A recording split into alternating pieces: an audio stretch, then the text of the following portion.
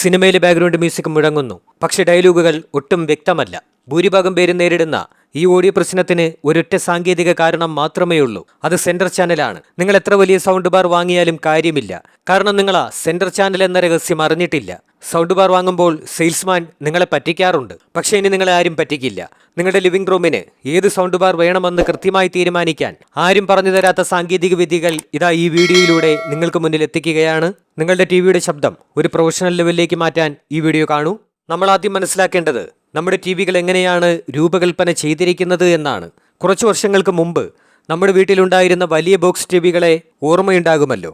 ആ ടിവികൾക്ക് വശങ്ങളിൽ നല്ല വീതിയുണ്ടായിരുന്നു. ശബ്ദം പുറത്തു വരാൻ ഉള്ളിൽ വലിയ എയർ ചേംബർ ഉണ്ടായിരുന്നു. അതുകൊണ്ട് തന്നെ ആ പഴയ ടിവികൾക്ക് ശബ്ദം ഒരു പരിധിവരെ വളരെ നല്ലതായിരുന്നു. എന്നാൽ ഇന്നത്തെ കാലഘട്ടത്തിലേക്ക് വന്നപ്പോൾ നമുക്ക് സ്ലിം ആൻഡ് സ്റ്റൈലിഷ് ടിവികൾ വേണം. ടിവികൾ വളരെ സ്ലിമ്മായി മാറിക്കഴിഞ്ഞു.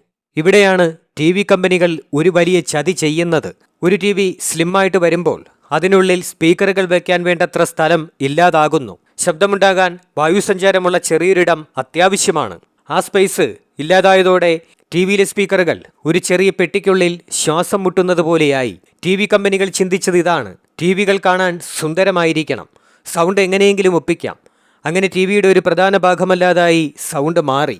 നിങ്ങൾ വാങ്ങുന്ന ലക്ഷങ്ങളുടെ ടി വിയിലെ സൗണ്ട് യഥാർത്ഥത്തിൽ ഒരു ചെറിയ സ്മാർട്ട് ഫോണിനേക്കാൾ വളരെ മോശമാണ്. നമ്മൾ കാണുന്ന 4K ദൃശ്യങ്ങൾക്ക് പിന്നിൽ ശബ്ദത്തെ അവർ പാടെ അവഗണിച്ചിരിക്കുകയാണ്. അപ്പോൾ ടി വി മാറ്റിയിട്ട് കാര്യമില്ല. നമ്മൾ ടി വിക്ക് പുറത്തൊരു സഹായം കണ്ടെത്തേണ്ടതുണ്ട്. അതാണ് സൗണ്ട് ബാർ. എന്നാൽ ഒരു സൗണ്ട് ബാർ വാങ്ങുമ്പോൾ നമ്മൾ പലപ്പോഴും വെറും ബഹളം മാത്രമാണ് വാങ്ങുന്നത്. ഒരു മികച്ച സൗണ്ട് സിസ്റ്റം എന്നാൽ ബഹളമല്ല, മറിച്ച് ഓരോ ചെറിയ ശബ്ദവും വ്യക്തമായി കേൾപ്പിക്കാനുള്ള കഴിവാണ്. ഇനി നമ്മൾ ചിന്തിക്കുന്നത്, എങ്കിൽ പിന്നെ എന്തുകൊണ്ടൊരു വലിയ സൗണ്ട് സിസ്റ്റം വാങ്ങിച്ചു കൂടാ എന്നാണ്. പലർക്കും തെറ്റുപറ്റുന്നത് ബഹളത്തിന് പുറകെ പോകുമ്പോഴാണ്. ഒരു ഫാമിലി മൂവി നൈറ്റ് സങ്കല്പിക്കുക. നിങ്ങളെല്ലാവരും സോഫയിൽ ഇരിക്കുന്നു, ഫുഡ് കഴിക്കുന്നു, സിനിമ തുടങ്ങുന്നു. പെട്ടെന്നൊരു ഡയലോഗ് വരുന്നു, അത് കേൾക്കുന്നില്ല. ഉടനെ എല്ലാവരും വോളിയം കൂട്ടാൻ പറയും. പിന്നെ ഒരു ആക്ഷൻ സീൻ വരുമ്പോൾ ശബ്ദം കുറയ്ക്കാൻ പറയും. ഈ പരിപാടി നിങ്ങളുടെ ഫാമിലി നൈറ്റിന്റെ മൂഡ് കളയും. 1 ലക്ഷം രൂപയുടെ ടി വിയിൽ പോലും ഈ അവസ്ഥയാണെങ്കിൽ നമ്മൾക്ക് സൗണ്ട് ബാർ അത്യാവശ്യം തന്നെയാണ്. ഇനി സൗണ്ടിന്റെ ഫിസിക്സ് ഒന്ന് നോക്കാം. ഒരു ചെറിയ മുറിയിൽ വലിയ സ്പീക്കർ വെച്ചാൽ എന്ത് സംഭവിക്കും? ശബ്ദം ഭിത്തിയിൽ തട്ടി പ്രതിഫലിച്ച് അതൊരു വലിയ തലവേദനയായിട്ട് മാറും. ഇതിനെയാണ് നമ്മൾ അക്കോസ്റ്റിക്സ് എന്ന് വിളിക്കുന്നത്. ഒരു മുറിയിൽ കൂടുതൽ കർട്ടനുകൾ ഉണ്ടെങ്കിൽ അത് ശബ്ദത്തെ ഒബ്സർവ് ചെയ്യും. അപ്പോൾ ക്ലാരിറ്റി കൂടും. എന്നാൽ ഒഴിഞ്ഞ ഭിത്തികൾ ശബ്ദത്തെ പ്രതിഫലിപ്പിക്കും. അതുകൊണ്ട് ഒരു നല്ല സൗണ്ട് സിസ്റ്റം സെറ്റ് ചെയ്യുമ്പോൾ മുറിയുടെ അലങ്കാരം കൂടി ശ്രദ്ധിക്കണം. ഒരു കാർപ്പറ്റ് വിരിക്കുന്നത് പോലും ശബ്ദത്തിൻ്റെ ക്വാളിറ്റി കൂട്ടുവാൻ സഹായിക്കും. ഒരു സൗണ്ട് ബാർ എന്നത് വെറുമൊരു ബോക്സ് അല്ല, അതൊരു മുറിയുടെ അന്തരീക്ഷം തന്നെ മാറ്റാൻ കഴിവുള്ള ഒന്നാണ്. ചാനലുകളുടെ ഈ താരതമ്യ പട്ടിക ഒന്ന് ശ്രദ്ധിക്കൂ. വാർത്തകൾക്കും പാട്ടുകൾക്കും വേണ്ടിയാണെന്നുണ്ടെങ്കിൽ നിങ്ങൾക്കൊരു 2.1 സൗണ്ട് ബാർ ആണ് ആവശ്യം. ഡയലോഗുകൾക്ക് വ്യക്തത ഇഷ്ടപ്പെടുന്നവർക്ക് 3.1 ആണ് ആവശ്യം. ഇനി യഥാർത്ഥ സിനിമ അനുഭവത്തിന് വേണ്ടിയാണെങ്കിൽ 5.1 ആണ് ആവശ്യം. എന്താണ് ഈ 2.1, 3.1, 5.1 എന്നൊക്കെ പറയുന്നത്? വളരെ സിമ്പിളായിട്ട് പറയാം.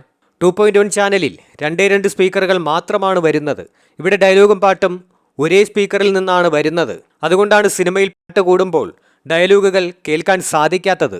3.1 ചാനലിൽ ഒരു സെൻട്രൽ സ്പീക്കർ ഉണ്ട്.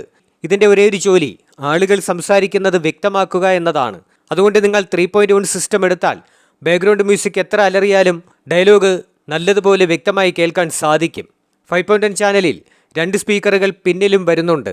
ഒരു ഹെലികോപ്റ്റർ പുറകിലൂടെ പറന്നു പോകുന്ന ശബ്ദം നിങ്ങൾക്ക് പുറകിലെ സ്പീക്കറിൽ കേൾക്കാൻ പറ്റും. ഇതാണ് ശരിക്കുള്ള സറൗണ്ട് സൗണ്ട്. ഒരു സൗണ്ട് ബാർ ടി വിയിലേക്ക് എങ്ങനെ കണക്ട് ചെയ്യണം? ഒരു ഒപ്റ്റിക്കൽ കേബിൾ എന്നത് ചെറിയൊരു ഇടവഴിയാണ്. അവിടെ ട്രാഫിക് ബ്ലോക്ക് ഉണ്ടാകും. എന്നാൽ HDMI, ARC, ERC എന്നത് ഒരു 4 വരിപ്പാത പോലെയുള്ള ഒരു ഹൈവേ ആണ്. ശബ്ദത്തിനൊട്ടും തടസ്സമില്ലാതെ വേഗത്തിൽ സഞ്ചരിക്കാൻ ഈ ഹൈവേ തന്നെ വേണം. അതുകൊണ്ട് സൗണ്ട് ബാർ വാങ്ങുമ്പോൾ HDMI, ARC പോർട്ട് ഉണ്ട് എന്ന് ഉറപ്പുവരുത്തണം. സത്യത്തിൽ സൗണ്ട് ബാറിലെ അറ്റ്മോസ് എന്നത് ശബ്ദത്തെ സീലിംഗിലേക്ക് തട്ടിച്ചാണ് മുകളിൽ നിന്ന് വരുന്നത് എന്ന് നമ്മളെ തോന്നിപ്പിക്കുന്നത്. ഇതൊരു തരം മായയാണ്. എങ്കിലും ഒരു 9-10 അടി ഉയരമുള്ള മുറിയിൽ ഇത് വളരെ അത്ഭുതകരമായി വർക്ക് ചെയ്യും. സൗണ്ട് ഭിത്തികളിൽ നിന്നും സീലിംഗിൽ നിന്നും തട്ടി കൃത്യമായി നിങ്ങളുടെ ചെവിയിൽ എത്തും. ഇനി വാട്സിനെ കുറിച്ചിട്ട് നോക്കാം. ഇവിടെയാണ് നമ്മൾ പലരും കബളിപ്പിക്കപ്പെടുന്നത്. ബോക്സിൽ കാണുന്ന വാട്സ് എന്നത് പീക്ക് പവർ ആണ്. എന്നാൽ നിങ്ങൾ നോക്കേണ്ടത് RMS പവറാണ്. ഇതാണ് ശരിക്കുള്ള സൗണ്ടിൻ്റെ പവർ. 1000 വാട്സ് എന്ന് എഴുതിയാലും അത് ചെറിയ റൂമിൽ വെച്ചാൽ നിങ്ങൾക്ക് 20% വോളിയത്തിൽ കൂടുതൽ കൂട്ടാൻ സാധിക്കില്ല. അപ്പോൾ ആ സ്പീക്കറിൻ്റെ ക്വാളിറ്റി നഷ്ടപ്പെടും. സബ്വൂഫറിൻ്റെ സ്ഥാനത്തെക്കുറിച്ചിട്ട് നോക്കാം. കോണുകളിൽ വെക്കുകയാണെന്നുണ്ടെങ്കിൽ ബാസ് കൂടും, പക്ഷേ ശബ്ദം മുഴങ്ങാൻ സാധ്യതയുണ്ട്. മുറിക്ക് നടുവിൽ വെക്കുകയാണെന്നുണ്ടെങ്കിൽ ശബ്ദം ബാലൻസ് ആവും, പക്ഷേ വയറുകൾ കാണാൻ സാധ്യതയുണ്ട്. ഭിത്തിക്ക് അടുത്ത് വെക്കുകയാണെന്നുണ്ടെങ്കിൽ ബാസ് വൃത്തിയായിരിക്കും, പക്ഷെ ചിലപ്പോൾ പ്രതിധ്വനി ഉണ്ടാകും. ഇനി നമുക്ക് എൻ്റെ മെയിൻ്റനൻസും കെയറിങ്ങും നോക്കാം. സൗണ്ട് ബാറുകൾ എപ്പോഴും ഈർപ്പമില്ലാത്ത സ്ഥലത്ത് വെക്കാൻ ശ്രമിക്കുക. നനഞ്ഞ തുണി വെച്ച് തുടയ്ക്കുന്നത് ഒഴിവാക്കുക. സൗണ്ട് ബാറിന് മുകളിൽ വെള്ളം വെക്കരുത്, കാരണം ചെറിയൊരു തുള്ളി വെള്ളം പോലും അതിൻ്റെ ഉള്ളിലെ ഇലക്ട്രോണിക്സ് നശിപ്പിക്കും. ഇനി എപ്പോഴെങ്കിലും ശബ്ദവും വീഡിയോയും തമ്മിൽ മാറ്റം തോന്നിയാൽ ടിവിയുടെ സെറ്റിംഗ്സിൽ AV സിങ്ക് അല്ലെങ്കിൽ ആഡിയോ ഡിലേ എന്ന് നോക്കുക. അവസാനമായി ഒരു മികച്ച തീരുമാനമെടുക്കാൻ ഇത്രയും കാര്യങ്ങൾ ഓർമ്മിക്കുക. മുറിയുടെ വലിപ്പം 150 മുതൽ 250 സ്ക്വയർ ഫീറ്റ് വരെയാണെങ്കിൽ 2.1 അല്ലെങ്കിൽ 3.1 സൗണ്ട് ബാർ മതിയാകും. നിങ്ങൾ പ്രധാനമായും വാർത്തകളും സീരിയലും കാണുന്ന ആളാണെങ്കിൽ 2.1 മതി. സിനിമകളും ആക്ഷൻ ഗെയിമുകളുമൊക്കെയാണ് കാണുന്നതെങ്കിൽ 3.1 അല്ലെങ്കിൽ 5.1 തന്നെ വേണം. ഇനി ബഡ്ജറ്റ് നോക്കിയാൽ അതിൽ താഴെയാണെങ്കിൽ ബോട്ട് അല്ലെങ്കിൽ സെബ്രോണിക്സ് പോലെയുള്ള എൻട്രി ലെവൽ സൗണ്ട് ബാറുകൾ നോക്കാം. ഇനി നിങ്ങളുടെ ബഡ്ജറ്റ് 10,000-നും 35,000-നും ഇടയിലാണെങ്കിൽ സോണി, സാംസങ് എന്നിവയുടെ മിഡ് റേഞ്ച് മോഡലുകൾ നോക്കാവുന്നതാണ്.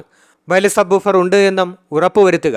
ഇനി 35,000-ന് മുകളിലാണ് ബഡ്ജറ്റെങ്കിൽ യമഹ അല്ലെങ്കിൽ ഡെനോൺ പോലെയുള്ള ബ്രാൻഡുകളുടെ AV റിസീവർ വാങ്ങി സ്വന്തമായി സ്പീക്കറുകൾ തിരഞ്ഞെടുക്കാം.